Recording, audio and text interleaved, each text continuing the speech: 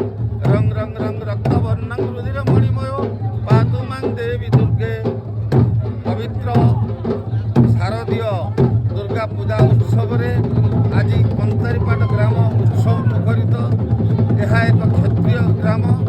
आमर पूर्वपुरुष मान अमलू एठी दशहरा माँ दुर्गा देवी मूर्ति पूजा सामरिक कला प्रदर्शन कर एक जातीय पर्व। ए पर्व ए ग्राम अधिवासी माने समस्ते सहयोग करिथांती एवं आखपाख अंचलर समस्त अधिवासी माने एथिरे सहयोग करिथांती आकु प्रदर्शन करिथांती एवं यार भरपूर आनंद उठे थांती। यह एक ऐतिहासिक परंपरा। पूर्व काल आमर पूर्वसूरी माने देश मातृकार रक्षा पाई खड्ग चालना करुଥିଲେ।